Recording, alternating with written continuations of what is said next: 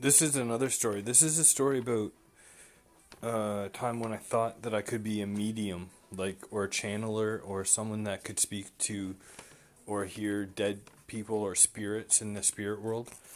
I was just like, this this story just still to this day, like, excites me. It's like there's nothing. It's like I can always remember this story, and then just remember that, like, oh yeah, like, no, there's something more at play here than just whatever we all generally think about this world or reality that we live in. It's like, yeah, I can't tell you what the meaning of life is, but I can tell you that I think it's a game, and that some people have the rules, and some people just know that it's a game. I mean, that's like the meaning of life. It's like trying to figure out the rules and trying to figure out that it's a game and that you can have the rules to the game and the game. I think. I mean, that's the best I can do for the meaning of life. But like, when I have an experience like this one, all I can really say is, what the fuck? Cool, but like, what the fuck? So I wrote it down, but I'll just basically kind of read it and go through it because I can't read off paper. I don't know. It's one of my bugaboos, I guess you would call it. I remember the day that I thought I could be a medium. I heard my left brain talking to my right brain. So my left brain goes, "You can't kick or punch women." And I remember thinking, great fucking tip, brain. I kind of know that. What is it, 1920?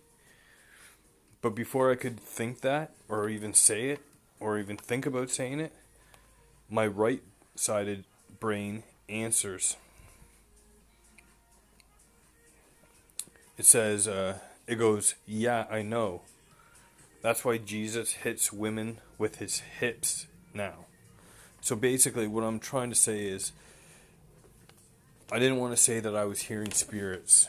So I said my left side of my brain talking to my right side of the brain. It's like, I don't remember if the spirit was using my mind from the right ear or my left inner ear. It's like, I don't remember which side. I just remember thinking,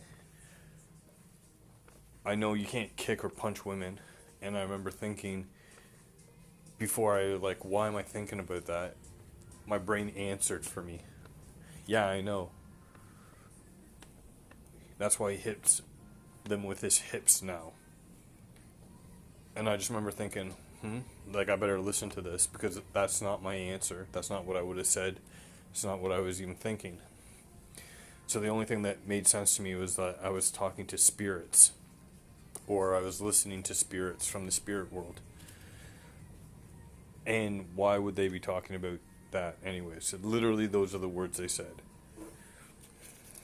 So my right side answers, "Yeah, I know. That's why Jesus hits women with hips now."